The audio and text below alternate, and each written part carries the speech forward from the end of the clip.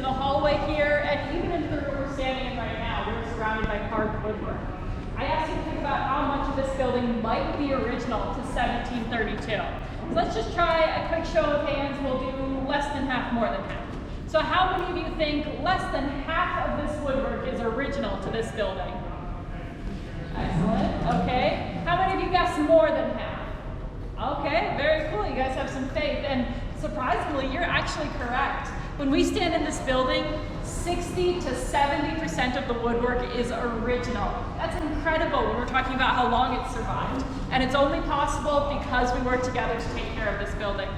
Even more impressive though, when we were standing outside, you could see the exterior walls. Those outside walls are 80 to 90% original. So we are incredibly fortunate. We're going to have this building for a long time.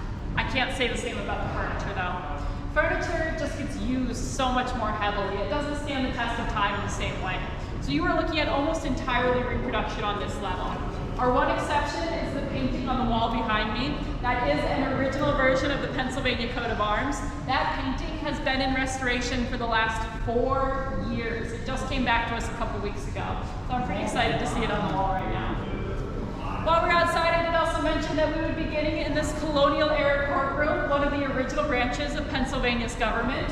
And since this is a courtroom, that makes it our judicial branch. The Pennsylvania State Supreme Court met in this room. Just across the hall is the assembly room. That's where the legislative branch would gather. And then upstairs we have the governor's office, and he makes the executive branch. Those three branches probably sound familiar, by the way. Same three that we use today. But while we're on the topic of colonial government, I have another question for you. How much control do you think the king actually had over these colonies? Let's try a scale of 1 to 5. Hold up a 1 if you say the king had no control. These colonies just did what they wanted.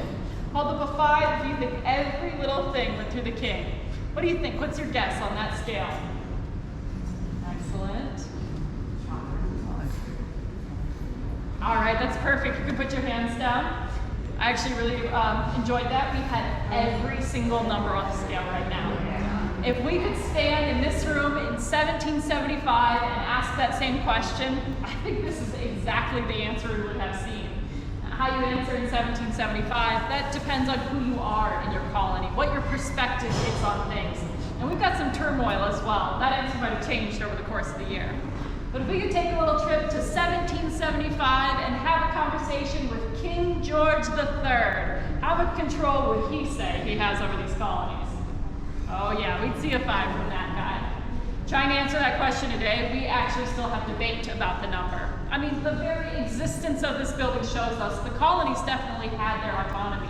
They made their own judicial rulings, they elected their own legislatures. Those legislatures are across the hall making new laws for the colony, collecting their own taxes. But there's a catch to all of this, the office upstairs. So the governor of the colony, that's one of the issues that starts coming up. And as we move forward looking at 13 different colonies, things work out in a lot of different ways. These colonies are incredibly unique. They've got their own relationships with their king. They've got their own influences on their government. They've got their own reasons for even existing. Every colony has its own set of religious ideals, its own economy, people moving there from different places. And all of these differences add up to 13 colonies that are so incredibly unique from one another.